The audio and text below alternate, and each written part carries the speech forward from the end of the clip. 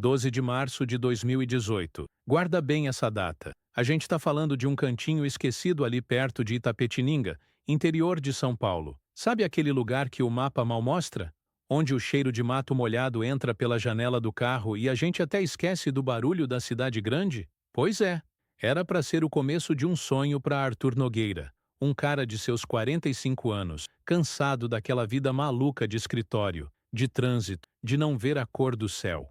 Ele juntou o pé de meia de uma vida inteira para comprar a tal da Fazenda Água Clara. O nome era bonito, convidativo, mas o que ele não sabia, minha gente, é que tem lugar que guarda segredo debaixo da terra, e tem segredo que não gosta de ser remexido. Muita gente vai dizer que isso é só história para boi dormir, que não existe lugar amaldiçoado. Mas eu te digo uma coisa, com a experiência que a gente pega ouvindo tanto relato de desaparecimento misterioso, às vezes, o problema não é o espírito, é o ser humano que está bem vivo e pisando no mesmo chão que você. A verdade sobre o que aconteceu com Arthur é muito mais pé no chão e, por isso mesmo, mais assustadora. Fica aqui comigo que hoje a gente vai desatar esse nó e você vai entender por que a primeira impressão de um lugar ou de uma pessoa pode ser a isca para uma armadilha fatal.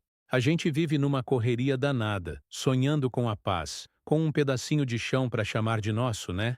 A dor de se sentir preso na cidade é real, e a solução parece ser fugir para o campo. O Arthur sentiu exatamente isso, e foi essa busca pela paz que o levou direto para a boca do lobo, um sumiço sem explicação, que deixou uma família inteira em desespero, e a polícia local com uma baita dor de cabeça. A fazenda era coisa de cinema. Um casarão antigo, mas bem conservado, um riacho cortando a propriedade, pasto verdinho que não acabava mais. Parecia o paraíso na terra. Mas sabe quando a gente entra num lugar e sente um arrepio? Uma coisa estranha no ar. Um silêncio que grita? Era essa a sensação. O Arthur, na empolgação, nem ligou. Achou que era coisa da cabeça dele. Desacostumado com o silêncio do campo. Junto com a fazenda, veio o caseiro, seu Benedito. Um senhor já de idade, pele curtida de sol, poucas palavras e um olhar fundo, cansado. O tipo de homem do campo que parece que já viu de tudo nessa vida e decidiu que o silêncio era o melhor amigo. Arthur até gostou. Gente discreta, trabalhadora, ele comentou com o irmão pelo telefone, na última vez que se falaram. Mal sabia ele que a descrição de seu Benedito era um muro que escondia uma história feia, um passado daquela terra que o antigo dono fez questão de enterrar. A vizinhança, aquela gente que mora a quilômetros de distância uma da outra, comentava por baixo dos panos. Falavam que a Água Clara não era tão clara assim, que o dono anterior, um sujeito de nome esquisito que ninguém via muito, usava o lugar para negócios escusos, mas eram só boatos, né? Coisa de cidade pequena. Quem ia dar ouvidos? O Arthur com certeza não deu. Ele estava ocupado demais planejando a horta, consertando uma cerca aqui, sonhando com o gado que ia comprar.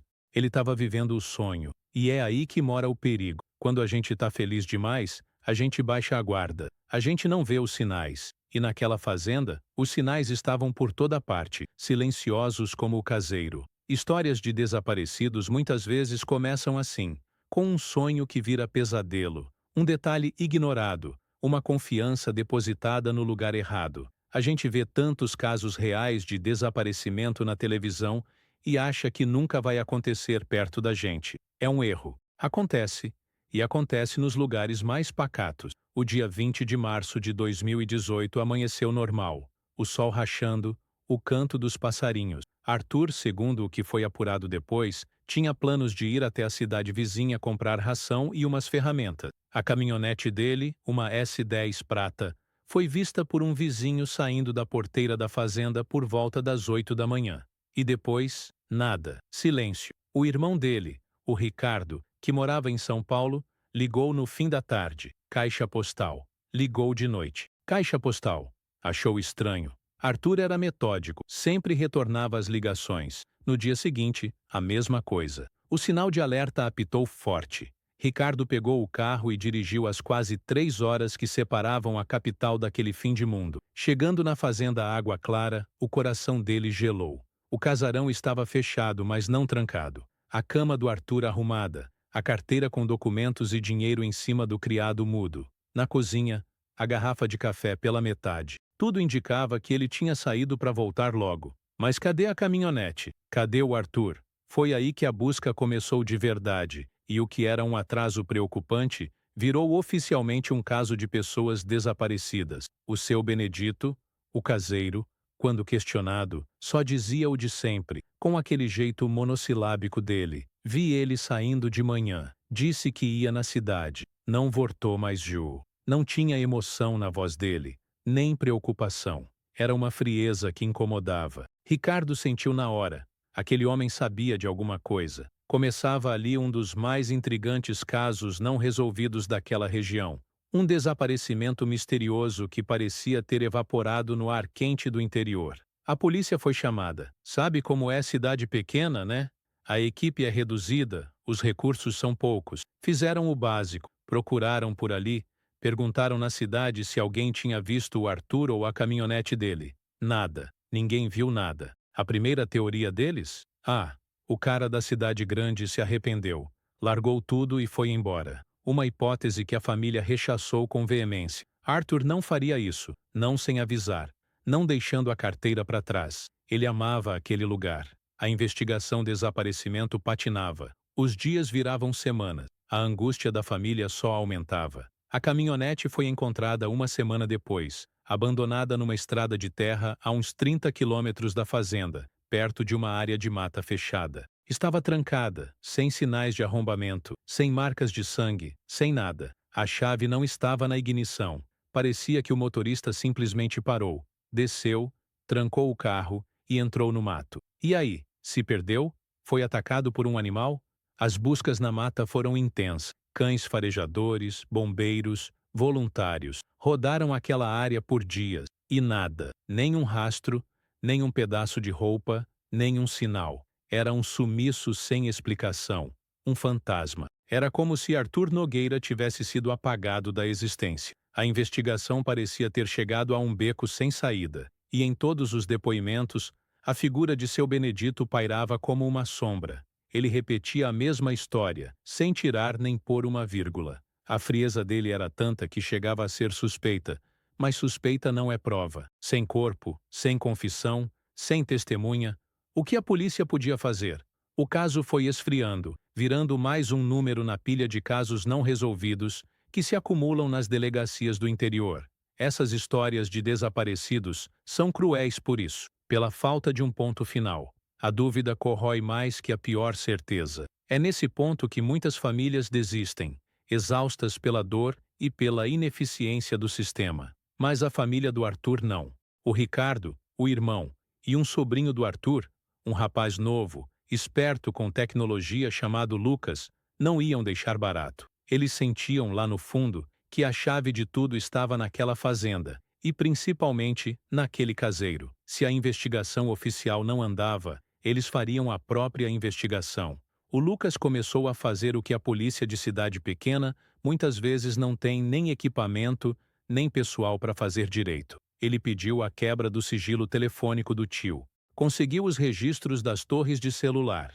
E aí, veio a primeira peça estranha do quebra-cabeça. O último sinal do celular do Arthur não foi na estrada onde a caminhonete foi encontrada. O último ping, a última vez que o aparelho se comunicou com uma torre, foi na noite do dia do desaparecimento, por volta das 10 da noite, e a localização desse último sinal, numa área remota da própria fazenda Água Clara, perto de um velho galpão abandonado que ficava nos fundos da propriedade. Eita!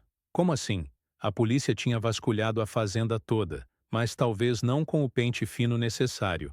Esse tipo de iniciativa, de gente comum usando a tecnologia a seu favor, tem resolvido muitos casos reais de desaparecimento. Às vezes, um detalhe técnico, um registro digital que passa batido, é a luz no fim do túnel. O Lucas também fuçou as contas bancárias do tio. Nenhuma movimentação depois daquele dia.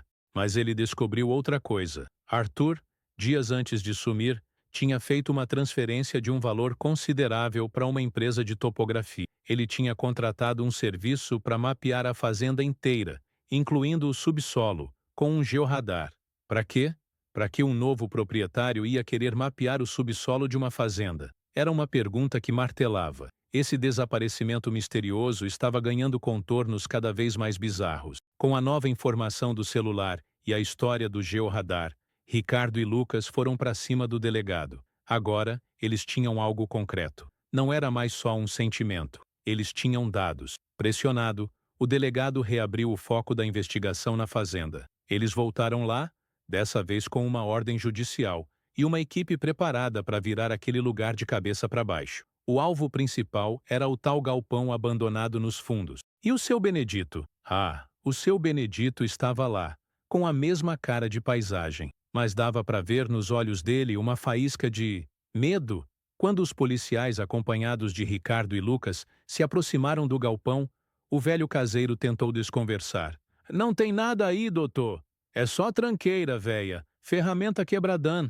Mas a insistência da família foi maior. A porta do galpão estava trancada com um cadeado enferrujado. Arrombaram. Lá dentro, o cheiro de mofo e terra úmida era forte. No canto, debaixo de um monte de lona e saco de estopa, o chão parecia diferente. A terra estava mais fofa, remexida. Alguém tinha cavado ali, e não fazia muito tempo. Foi a pá de um dos policiais que bateu em algo duro.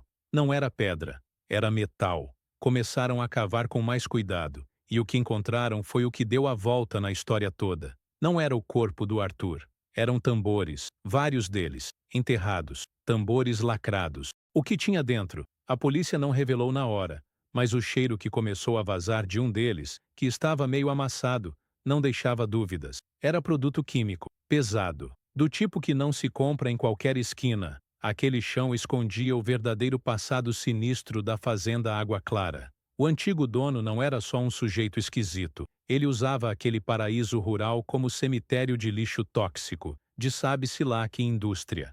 Um crime ambiental gravíssimo e, claro, altamente lucrativo. A descoberta dos tambores foi o que fez o muro de silêncio de seu Benedito desmoronar. Encurralado, vendo que a casa tinha caído, ele abriu o bico. A história que ele contou era de arrepiar. Ele trabalhava ali há mais de 20 anos, sabia de tudo. O antigo patrão pagava um extra gordo pelo silêncio dele. Ele ajudava a enterrar os tambores que chegavam em caminhões, sempre de madrugada. Ele era cúmplice por medo e por dinheiro. Quando Arthur comprou a fazenda, o pânico se instalou. O novo patrão era curioso, cheio de planos. E a pior coisa aconteceu. Arthur, desconfiado com umas áreas do terreno onde nada crescia direito e a água do riacho parecia meio oleosa, decidiu por conta própria contratar o tal mapeamento com georradar. Ele ia descobrir o cemitério químico. Ele comentou isso com o caseiro, na inocência. Vamos ver o que tem debaixo dessa terra, seu Benedito. Pode ter até um veio d'água bom. Aquela frase foi a sentença de morte dele. O caseiro, apavorado com a possibilidade de ser preso junto com o ex-patrão, ligou para ele. O homem, um criminoso perigoso com contatos em tudo que é lugar, agiu rápido. Naquele dia 20 de março, quando Arthur saiu para ir à cidade, ele foi interceptado na estrada por 2 capangas do ex-dono. Não houve violência ali. Eles o renderam e o levaram de volta para a fazenda, com a própria caminhonete dele. Levaram o Arthur, vivo, para um acerto de contas com o antigo proprietário em outro lugar. Seu Benedito viu tudo, da janela da casinha dele. Viu quando levaram seu novo patrão. À noite, um dos capangas voltou, sozinho, só para pegar o celular do Arthur, que tinha ficado na casa, e levar até o galpão, para criar a pista falsa do último sinal do GPS. Depois, abandonou a caminhonete na outra estrada, para despistar de vez. E o Arthur? Seu Benedito jurou de pés juntos que não soube o que aconteceu com ele depois que o levaram. Mas a conclusão era óbvia. Ele foi silenciado. Um desaparecimento misterioso que, no fim das contas, era uma execução fria, motivada por ganância e pelo medo de um grande esquema criminoso ser descoberto. O caso não estava mais sem solução. O corpo de Arthur, infelizmente, nunca foi encontrado, mas os responsáveis, incluindo o ex-dono e seus capangas, foram identificados e presos graças à confissão do caseiro. Seu Benedito também foi preso, claro, por cumplicidade. Aquele homem calado sabia de tudo desde o primeiro minuto. O silêncio dele custou uma vida. Essa história toda, minha gente, serve de lição. Uma lição dura, mas necessária. A gente precisa ter cuidado. Cuidado com negócios de ocasião que parecem bons demais para ser verdade. Cuidado com lugares que têm uma história que ninguém quer contar direito. E principalmente, cuidado com as pessoas. Aquele caseiro caladão, que parecia inofensivo, era a peça-chave de uma engrenagem do mal. Ele não puxou o gatilho, mas a omissão e o medo dele permitiram que tudo acontecesse. A gente nunca sabe o que se passa na cabeça do outro, quais segredos, quais medos, quais lealdades uma pessoa carrega. Por isso, desconfie, tenha sempre um pé atrás, principalmente quando você está num lugar novo, lidando com gente que você não conhece o passado. O que você faria no lugar do Arthur? Teria desconfiado de alguma coisa antes? Você confiaria num caseiro caladão assim, sem procurar saber nada sobre ele? Deixa aqui nos comentários o que você pensa. A sua opinião é importante para a gente entender como cada um reagiria. A gente aprende muito com esses casos reais de desaparecimento, principalmente sobre a natureza humana. E a maior arma que a gente tem é a informação e a prudência. Não seja a próxima vítima de um sonho que se transforma em pesadelo. Agora que você aprendeu como a tecnologia de rastreamento de celular e a insistência da família podem ser cruciais numa investigação de desaparecimento, assista ao próximo vídeo, onde eu explico como os dados de um simples relógio inteligente ajudaram a resolver 3 outros casos reais de desaparecimento que a polícia já tinha dado como perdidos. A tecnologia está aí, a gente só precisa saber usar. Fiquem seguros e de olhos bem abertos. Até a próxima.